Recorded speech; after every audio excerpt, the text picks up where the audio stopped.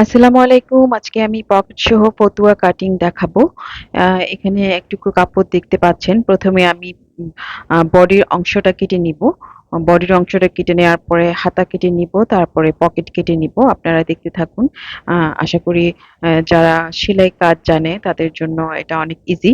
আর যারা বিগিনার্স মানে পারেন না তারা দেখতে থাকুন। এগুলো লম্বা নিয়েছি ২৩ আর চওড়া নিয়েছি ২২। এটা আমি আমার ছেলের মাপ অনুযায়ী নিয়েছি।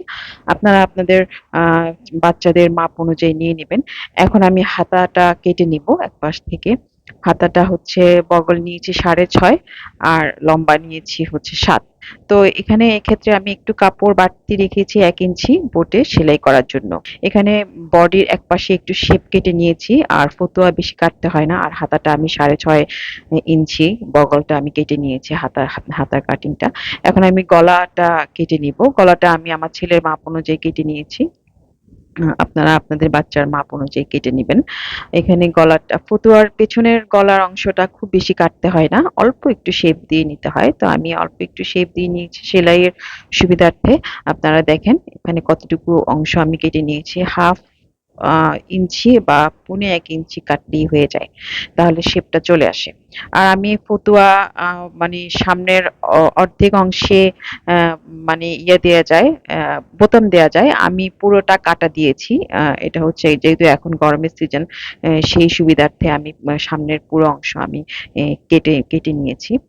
আর এখানে হচ্ছে হাতার যে বগলটা আমি একটু শেপ দিয়ে নিয়েছি। এটা দিতে হয় সামনের অংশটা।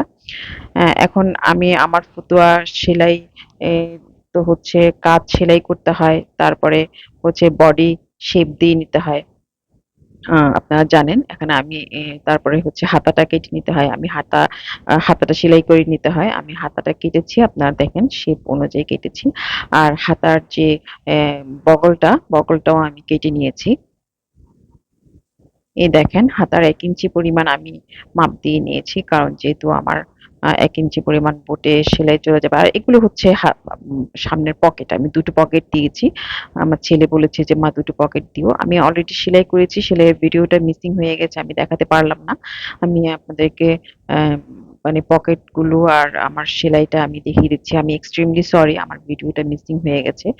ভিডিওটা ডিলিট হয়ে গেছে বলে আমি আপনাদের দেখাতে পারলাম না।